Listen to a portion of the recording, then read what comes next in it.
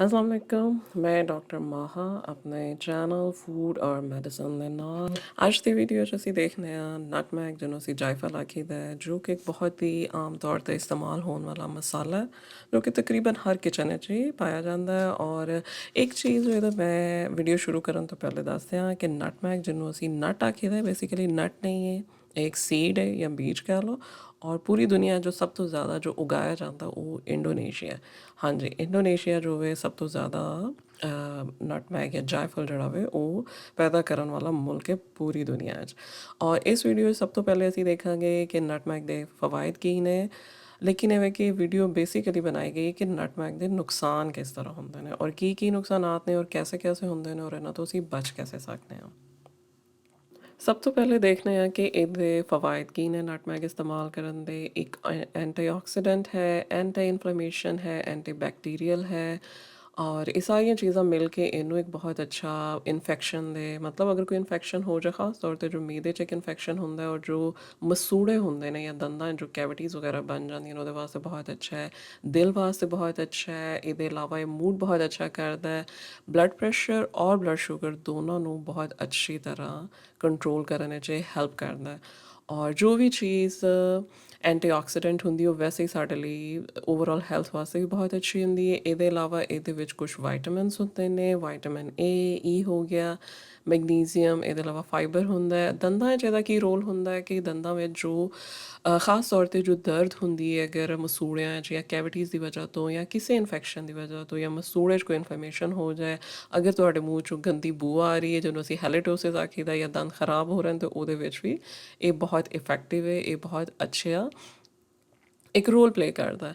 ਲੇਕਿਨ ਜੋ ਵੀਡੀਓ ਬਣਾਈ ਗਈ ਹੈ ਉਹ ਬਣਾਈ ਗਈ ਕਿ ਇਹਦੇ ਸਾਈਡ ਇਫੈਕਟਸ ਕੀ ਹੁੰਦੇ ਨੇ। ਨੰਬਰ 1 ਇਹ ਹੁੰਦਾ ਕਿ ਟੌਕਸਿਸਿਟੀ ਕਰਦਾ ਕਿਉਂਕਿ ਇਹਦੇ 'ਚ ਮਿਰਿਸਟਸਿਨ ਇੱਕ ਕੰਪਾਊਂਡ ਹੁੰਦਾ ਜਿਹਦੇ ਸਾਈਕੋ ਐਕਟਿਵ ਪ੍ਰੋਪਰਟੀਜ਼ ਹੁੰਦੀਆਂ ਨੇ, ਉਹ ਟੌਕਸਿਸਿਟੀ ਕਰਦਾ ਜਿਹਦੀ ਵਜ੍ਹਾ ਤੋਂ ਹੈਲੂਸੀਨੇਸ਼ਨਸ ਹੁੰਦੀਆਂ ਨੇ, ਕਨਵਰਜਨਸ ਹੁੰਦੀਆਂ ਨੇ ਔਰ ਜੋ ਐਂਗਜ਼ੀਓਲਿਟਿਕਸ ਦੇ ਨਾਲ ਇੰਟਰੈਕਟ ਕਰਦਾ, ਪੈਲਪੀਟੇਸ਼ਨਸ, ਟੈਕੀਕਾਰਡੀਆ ਮਤਲਬ ਦਿਲ ਦੀ ਧੜਕਨ ਬਹੁਤ ਤੇਜ਼ ਹੋ ਜਾਂਦੀ ਹੈ, ਨੌਜ਼ੀਆ ਵੋਮਿਟਿੰਗ ਹੁੰਦੀ ਹੈ ਜਿਹਦੀ ਵਜ੍ਹਾ ਤੋਂ ਫਿਰ ਡੀਹਾਈਡਰੇਸ਼ਨ ਹੋ ਜਾਂਦੀ ਹੈ।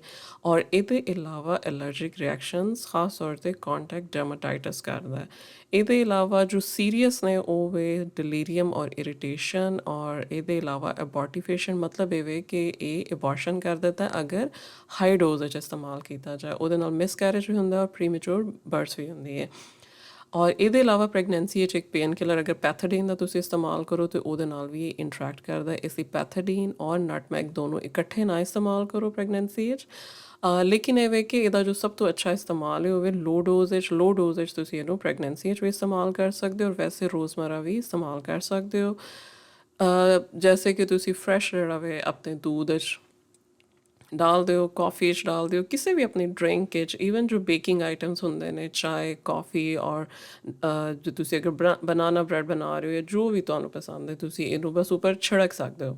ਬਸ ਇਤਨਾ ਹੀ ਇਹਦੀ ਸੇਫ ਡੋਜ਼ ਹੈ ਔਰ ਇਹਦੇ ਸਾਨੂੰ ਇਹਦੇ ਅੱਛੇ ਇਫੈਕਟਸ ਜਿਹੜੇ ਨੇ ਮਿਲ ਜਾਂਦੇ ਨੇ। ਲੇਕਿਨ ਇਹ ਵੇ ਕਿ ਅਗਰ ਹਾਈ ਡੋਜ਼ ਹੀ ਤੁਸੀਂ ਇਸਤੇਮਾਲ ਕਰੋਗੇ, ਬੇਸ਼ੱਕ ਤੁਸੀਂ ਖਾਣੇ 'ਚ ਇਸਤੇਮਾਲ ਕਰੋ, ਵੈਸੇ ਇਸਤੇਮਾਲ ਕਰੋ ਤਾਂ ਇਹ ਬਹੁਤ ਟੌਕਸਿਕ ਹੋ ਜਾਂਦਾ ਔਰ ਬਹੁਤ ਸੀਰੀਅਸ ਇਹਦੀਆਂ ਕੰਪਲੀਕੇਸ਼ਨਸ ਨੇ, ਬਹੁਤ ਨੁਕਸਾਨ ਹੋ ਸਕਦਾ ਹੈ ਔਰ ਇਹਦੇ ਤੋਂ ਡੈਥਸ ਵੀ ਹੋ ਜਾਂਦੀਆਂ। ਜੋ ਹੈਲੂਸੀਨੇਸ਼ਨਸ ਵਗੈਰਾ ਹੁੰਦੀਆਂ ਨੇ, ਡਿਲੀਰੀਅਮ ਜੋ ਹੈ, ਅਗਰ ਤੁਹਾਨੂੰ ਇਰੀਟੇਬਿਲਿਟੀ ਸਟਾਰਟ ਹੋ ਜਾਏ ਔਰ ਅਗਰ ਖਾਸ ਤੌਰ 'ਤੇ ਅਗਰ ਤੁਸੀਂ ਪ੍ਰੈਗਨੈਂਸੀ 'ਚ ਲੈ ਰਹੇ ਹੋ ਤਾਂ ਇਹ ਸਭ ਚੀਜ਼ਾਂ ਇਹ ਇੱਕ ਜੋ ਨਟਮੈਗ ਹੈ ਜੋ ਇੱਕ ਮਸਾਲਾ ਹੈ ਇਹ ਬਹੁਤ ਜ਼ਿਆਦਾ ਟੌਕਸਿਕ ਹੋ ਸਕਦਾ ਹੈ। ਲੋ ਡੋਜ਼ ਵਿੱਚ ਇਹ ਬਹੁਤ ਸੇਫ ਹੈ, ਬਹੁਤ ਇਫੈਕਟਿਵ ਹੈ, ਇਹਦੇ ਬਹੁਤ ਸਾਰੇ ਫਵਾਇਦ ਨੇ ਔਰ ਲੋ ਡੋਜ਼ ਇਸਤੇਮਾਲ ਕਰਕੇ ਤੁਸੀਂ ਸਾਰੇ ਫਵਾਇਦ ਜਿਹੜੇ ਨਾ ਉਹ ਤੋਂ ਬਹੁਤ ਅੱਛੀ ਤਰ੍ਹਾਂ ਬਹੁਤ ਆਸਾਨੀ ਨਾਲ ਬਹੁਤ ਅੱਛੇ ਫਵਾਇਦ ਉਠਾ ਸਕਦੇ ਹੋ।